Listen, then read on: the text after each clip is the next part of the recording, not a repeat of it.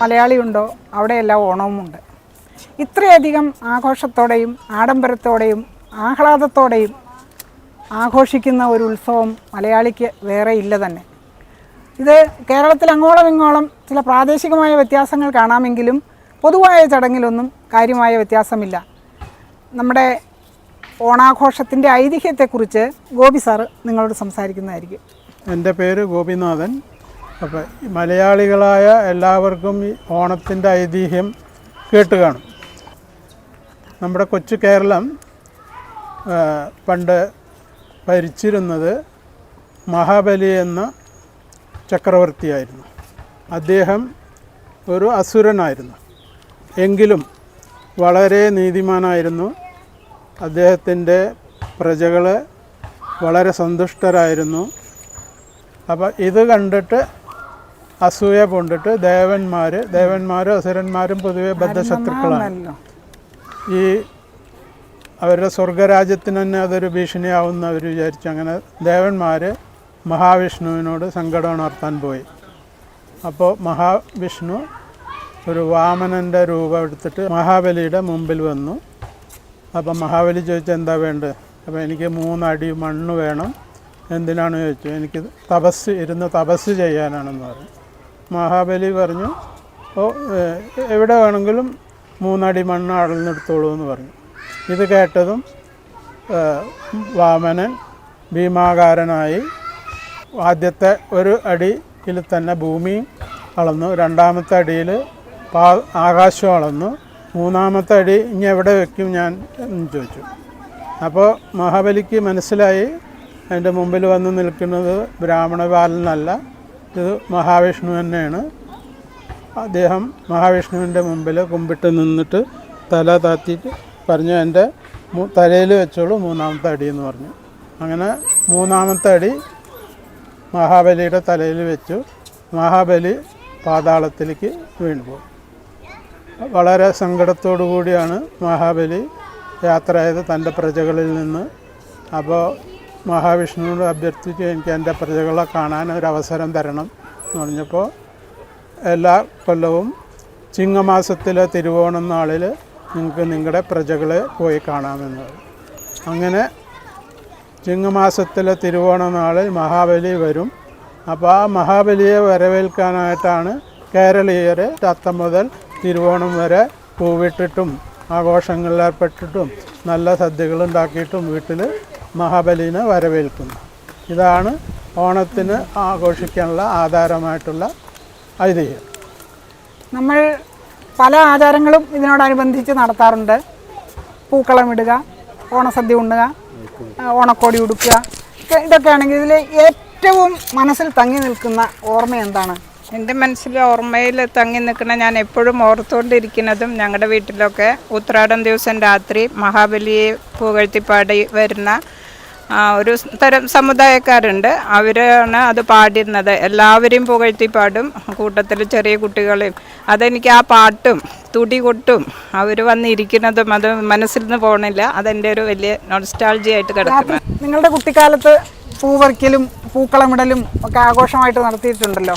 അപ്പോൾ അന്നത്തെ ആ കാര്യങ്ങളെക്കുറിച്ച്, പൂക്കളമിടൽ, പൂപറിക്കൽ, ഇതിനെക്കുറിച്ചുള്ള കാര്യങ്ങളൊന്ന് അനുസ്മരിക്കാമോ? എൻ്റെ പേര് സുരേന്ദ്രൻ.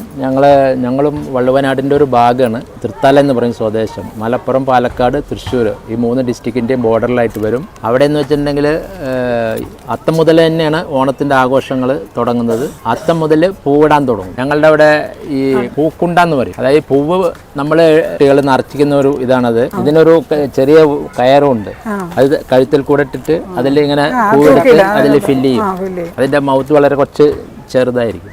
ഇത് പറഞ്ഞ് ഇത് അത്തത്തിൻ്റെ തലേ ദിവസം തന്നെ വൈകിട്ട് സ്കൂളിൽ നിന്നും വന്നിട്ടുണ്ടെങ്കിൽ ഈ പൂ പറിക്കാൻ വേണ്ടി കുട്ടികൾ എല്ലാവരും ഒരുമിച്ച് പാടത്തെ വരമ്പ് കൂടെയും പിന്നെ ഈ ചെറിയ ഇടവഴികൾ അവിടെയാണ് കിട്ടുന്നത് ഈ തുമ്പപ്പൂവ്, തുമ്പ, പിന്നെ കാക്കച്ചിപ്പൂ പറയും, ഒരു വയലറ്റ് കളർ, പിന്നെ ഈ ചെലഞ്ഞി പൂ, അത് ഒരു പൂവിൻ്റെ മുകളിൽ പറഞ്ഞാൽ ചെറിയ ചെറിയ പൂക്കൾ 3-4 കളറിലുണ്ടാവും. അത് പിന്നെ കോളാമ്പി, ചെമ്പരത്തി, ഈ പൂവുകൾ മാത്രമേ ഉപയോഗിക്കാറുള്ളൂ. പിന്നെ ഇതൊന്നും കട്ട് ചെയ്ത് ഉപയോഗിക്കാറില്ല. നമ്മളെങ്ങനെ പറിച്ചു അതുപോലെ തന്നെ ഇപ്പോഴും പിന്നെ കട്ട് ചെയ്തിട്ടൊക്കെ പുതിയ ഡിസൈനിലൊക്കെ ഇടുന്നത്.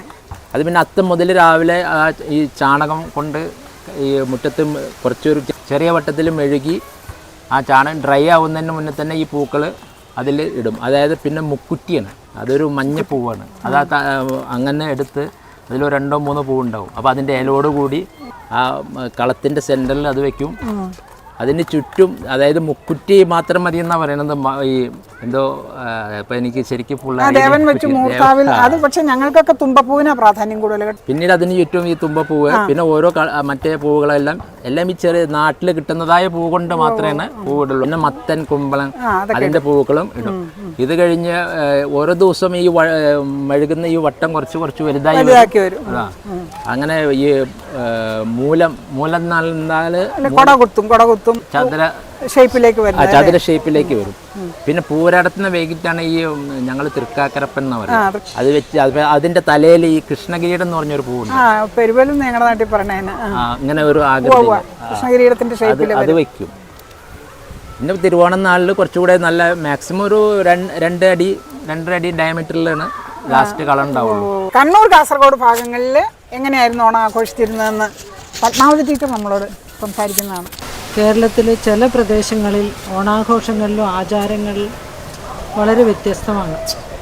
തിരുവോണം നാളിൽ വേടൻ വരും. അതാണ് ഏറ്റവും കൗതുകമുള്ളൊരു കാഴ്ച. തെയ്യച്ചമയങ്ങൾ അണിഞ്ഞ് ഉടയാടകൾ ഇട്ട് ഒരു ചെണ്ടക്കാരൻ്റെയും സഹായിയുടെയും സഹായത്തോടെ എഴുന്നള്ളും. വേടൻ എഴുന്നള്ളുവെന്ന് പറയും. ചെണ്ടക്കാരൻ ചെണ്ട കൊട്ടി പാട്ട് പാടുമ്പോൾ വേടൻ മുറ്റത്ത് അങ്ങോട്ടും ഇങ്ങോട്ടും നൃത്തച്ചുവടുകൾ വെക്കും. ഞാൻ കേട്ടിട്ടുള്ള പാട്ട്, വേടൻ്റെ പാട്ട് അധികവും അർജുനന് പാശുപതാസ്ത്രം കിട്ടുന്ന ആ പാട്ടാണ്. പാശുപതാസ്ത്രം സ്വീകരിച്ചുകൊണ്ട് ശിവനോട് നന്ദി പറയുന്നത് പോലെയാണ് ആ പാട്ട്, ഒരു നാടൻ പാട്ട്. വേടന് പണം കൊടുക്കും, വേടൻ്റെ സഹായിക്ക് അരി കൊടുക്കും. പിന്നെ അതിനുശേഷം വലിയ ആർഭാഗത്ത് കൈകെട്ടിക്കളി ഏതെങ്കിലും വീട്ടിൽ ചില സ്ത്രീകൾ ഒത്തുകൂടി കളിച്ചാലായി. അല്ലാതെ മറ്റ് കളികളൊന്നും ഉണ്ടായിരുന്നില്ല. വളരെ ചുരുങ്ങിയ ചെലവിലാണ് അവിടെയൊക്കെ ഓണം ആഘോഷിച്ചിരുന്നത്. ആ വർഷം വിവാഹം ചെയ്ത വധൂവരന്മാർ വധുവിൻ്റെ വീട്ടിലെത്തി ആ വീട്ടിലെ കാരണവർമാർക്ക്, അതായത് അച്ഛൻ, അമ്മാവൻ, മുത്തശ്ശി തുടങ്ങിയവർക്ക് ഓണപ്പുടവ് കൊടുക്കും. അതൊരു ആചാരം ആയിരുന്നു. ഇനി ഓണം എന്ന് പറയുമ്പോഴേക്കും എല്ലാവർക്കും ഏറ്റവും ആവേശം ഓണസദ്യയാണല്ലോ. ഓണസദ്യയുടെ വിശേഷം എന്താണെന്ന് പാർവതി നമ്മളോട് സംസാരിക്കുന്നതാണ്. എൻ്റെ പേര് പാർവതി. ഞാൻ മലപ്പുറം ജില്ലയിലെ പൊന്നാനിയാണ് എൻ്റെ സ്വദേശം. ഇപ്പോഴത്തെ മാതിരി കുറേ വിഭവങ്ങളൊന്നും അന്ന് ഓണത്തിനില്ല. ഓണത്തിന് മുളകാപ്പച്ചടി, ഞങ്ങളവിടെ പറയുന്ന പേരാണ് മുളകാപ്പച്ചടി, ഇഞ്ചിപ്പുളി, പിന്നെ നാരങ്ങാക്കറി. അതെന്താ വെച്ചാൽ ഈ വടുവപ്പുളി നാരങ്ങ എന്ന് പറയും, ചെറുനാരങ്ങയല്ല, വലിയ നാരങ്ങ. അത് സുലഭമായി കിട്ടുന്ന ഒരു സമയമാണ് ചിങ്ങമാസം. അതുകൊണ്ട് കറി വയ്ക്കും. പിന്നെ ഉണ്ടാക്കുന്നതാണ് കാളൻ. കാളൻ്റെ പ്രത്യേകത എന്താ വെച്ചാൽ ചേനയും നേന്ത്രക്കായാണ്. അപ്പോൾ ഈ ചേനയും നേന്ത്രക്കായും ആ ചിങ്ങമാസത്തിലാണ് നമ്മൾ പറിച്ചെടുക്കുക. അതുകൊണ്ടാണ് അത് ചേനയും കായയും കൊണ്ട് കാളൻ വയ്ക്കുന്നത്. പിന്നെ ഉണ്ടാക്കുന്നതാണ് ഓലൻ. ഓലൻ എന്ന് പറഞ്ഞാൽ മത്തങ്ങ. അതും ഈ സമയത്താണ് അധികം വിളവെടുക്കുന്ന സമയം. അങ്ങനെ പിന്നെ ഏറ്റവും പ്രധാനം എന്താ വെച്ചാൽ കായ വറുത്തതും ശർക്കര ഉപ്പേരിയാണ് മെയിൻ വിഭവം. അതും ഈ ചിങ്ങമാസത്തിലാണ് ഞങ്ങളുടെ ആ ഭാഗത്തൊക്കെ വിളവെടുക്കുക. അത് ഉത്രാട സദ്യ എന്ന് പറഞ്ഞാൽ ഭയങ്കര ഫേമസ് ആണ് ഞങ്ങളുടെ ആ ഭാഗത്ത്. ഇനി ഓണത്തിൻ്റെ മറ്റൊരു കാര്യം എന്ന് പറഞ്ഞാൽ പലതരം കളികളാണ്. അത് നാടൻ കളികളുണ്ട്, അതുപോലെ തന്നെ ആചാരപരമായ കളികളുണ്ട്, അതുപോലെ നാട്ടുകാർ മൊത്തം ഉൾക്കൊള്ളുന്ന കളികളുമുണ്ട്. നമുക്ക് ലതികയോടൊന്ന് ചോദിക്കാം, എന്താ പ്രത്യേകം കളികൾ നിങ്ങളുടെ നാട്ടിൽ എന്തെങ്കിലും പ്രത്യേകമായിട്ടുണ്ടോ എന്ന്? ഞാൻ തൃശ്ശൂർ കണ്ടശങ്ങളയിൽ നിന്നാണ് വരുന്നത്. നമ്മുടെ തൃശ്ശൂരത്തെ ഏറ്റവും പ്രധാനപ്പെട്ട കളി പുലിക്കളിയാണ്. പുലിക്കളി തൃശ്ശൂരിൻ്റെ ഹൃദയഭാഗമായ ശക്തൻ തമ്പുരാൻ മൈതാനത്താണ് നടക്കുന്നത്. പല പല കരകളിൽ നിന്നുള്ള പുലികളും കളിക്കാരും പങ്കെടുത്ത് നാട്ടിലെ ഒരു പ്രധാന ഒരു ഉത്സവമായിട്ട് കൊണ്ടാടുന്നതാണ് പുലിക്കളി. അത് ഓണം കഴിഞ്ഞ് 4ാമത്തെ ഓണത്തിന് നടത്തുന്ന ഒരു കലാപരിപാടിയാണ്. കണ്ടശങ്ങളവിൽ ചീഫ് മിനിസ്റ്റേഴ്സ് ട്രോഫി ജലോത്സവം. ആ ജലോത്സവം വളരെ പഴയ കാലം തൊട്ടും ഉള്ള ഒരു കലയാണ്. അതിനെ പിന്നീടാണ് ചീഫ് മിനിസ്റ്റേഴ്സ് ട്രോഫി ആക്കി മാറ്റിയത്. അപ്പോൾ ഗ്രാമീണത നിറഞ്ഞു നിൽക്കുന്ന ആ ഒരു പ്രദേശത്ത് അപ്പുറത്തെ ഒരു കര ഇപ്പുറത്തെ ഒരു കര, രണ്ട് കരയിൽ നടുക്കി കൂടെ ഒഴുകുന്ന ഒരു പുഴ, അതിൽ എന്താ പറയുക 2 പഞ്ചായത്തുകളും കൂടി സംയോജിച്ച് നടത്തുന്ന ഒരു ഉത്സവമാണ്. ഒരുപാട് ജനങ്ങൾ അത് കാണാൻ 2 കരയിലും തിങ്ങി നിറഞ്ഞു നിൽക്കും. അത് കാണാനുള്ള ഒരു ഭാഗ്യം ചെറുപ്പം തൊട്ടും എനിക്ക് ഉണ്ടായിട്ടുണ്ട്. ലക്ഷ്മിക്കുട്ടി എന്ന പേരുള്ള ഒരു സഹോദരി വന്നിട്ടുണ്ട്. അവിടെ ഓണത്തല്ലെന്ന് പറഞ്ഞൊരു വിശേഷപ്പെട്ട ചടങ്ങുള്ളതായിട്ട് ഞങ്ങൾ കേട്ടിട്ടുണ്ട്. അതിനെക്കുറിച്ചൊന്ന് വിശദീകരിക്കാമോ? ഞാൻ വളർന്നത് പലശന എന്നുള്ള ഒരു സ്ഥലത്തു നിന്നാണ് ഞാൻ പഠിച്ചു വളർന്നതെല്ലാം. അവിടെ ഓണത്തിൻ്റെ 3-ാം ദിവസം ഭഗവാനായിട്ട് ഒരു ഓണത്തല്ല് നടത്തുന്ന പരിപാടിയുണ്ട്. അവര് 2 ദേശക്കാർ തമ്മിലുള്ള കളിയാണ്. അവർക്ക് ഓരോരുത്തർക്കും ഓരോ സെപ്പറേറ്റ് തുണയുണ്ട്, ആട്ടിയുണ്ട് 2 പേര്. അവര് വന്നിട്ട് ഒരുത്തരുടെ മുതുകത്ത് ഒരാൾ ആദ്യം അടിക്കും. എന്നിട്ട് ഭഗവാന്റെ അവിടെയാണ്, ശിവന്റെ സന്നിധിയിലാണ് ഇത് നടത്തുന്നത്. അമ്പലത്തില് കുറേ വർഷം മുമ്പേ ഉള്ള ആചാരമാണ് ഇത് അവര് നടത്തിക്കൊണ്ട് പോരുന്നത്. എന്നിട്ട് മറ്റേ ഈ മുതുകിൽ അടി കൊണ്ട ആള് മറ്റേ ആളെ ആ അടിച്ച ആളും തിരിച്ച് അതേപോലെ അടിക്കും. വെറും മുതുക്, ഷർട്ട് കൂടെ ഇടാത്ത ആ മുതുകില് ഇവരടിക്കും. ഇത് ഭഗവാന് അവരുടെ ഒരു സമർപ്പണം. തിരിച്ചടിച്ച് കഴിഞ്ഞിട്ട് അവര് പോയി അടുത്ത കുളമുണ്ട്, ആ കുളത്തിൽ ചാടും. ഈ ചെയ്ത എല്ലാവരും അങ്ങും എല്ലാവരും പോയി ചാടും. അത് കഴിഞ്ഞ് വന്നിട്ട് ആ ഭഗവാന്റെ അവിടെ കിടന്ന് മണലില് വെറും ആ ദേഹത്തോടെ ഹരോഹര ശിവോ ശിവാന്ന് 3 വട്ടം പ്രദക്ഷിണം കിടന്ന് ശയന പ്രദക്ഷിണം ചെയ്ത് അത് കഴിഞ്ഞാണ് ആ നാട്ടുകാര് നമ്മുടെ അവിടെ മാവേലി വെക്കുമല്ലോ ഓണത്തിന്. ആ മാവേലിക്ക് പൂജ കഴിച്ച് മാവേലി അങ്ങോട്ട് സന്തോഷപരമായിട്ട് അങ്ങോട്ട് ആനയിക്കും, യാത്ര അയക്കും. ഇപ്പം നമ്മൾ ഓണത്തിൻ്റെ പ്രധാന ചടങ്ങുകളെക്കുറിച്ചും ആചാരങ്ങളെക്കുറിച്ചും ഒക്കെ സംസാരിച്ചു കഴിഞ്ഞു. ഇനി നമുക്ക് ആ ഓണത്തിൻ്റെ, ആ പഴയ ഓണത്തിൻ്റെ ഏത് കാര്യം ഇപ്പോഴത്തെ ഓണത്തിലേക്ക് കൊണ്ടുവന്നാൽ കൊള്ളാമെന്ന് ഒരു തോന്നലുണ്ടോ ആർക്കെങ്കിലും? ജ്യോതിക്ക് എന്താ പറയാനുള്ളതെന്നൊന്ന് അറിയട്ടെ. ജ്യോതി മധ്യ തിരുവിതാംകൂറിൻ്റെ പ്രതിനിധിയാണ്. പഴയതിൽ നിന്ന് എന്ത് പുതിയതിലേക്ക് കൊണ്ടുവരണം എന്ന് തോന്നുന്നത്? പഴയ കാലത്ത് ഓണം എന്ന് പറഞ്ഞാൽ ഒരു ഫാമിലി ഗെറ്റ് ടുഗദർ.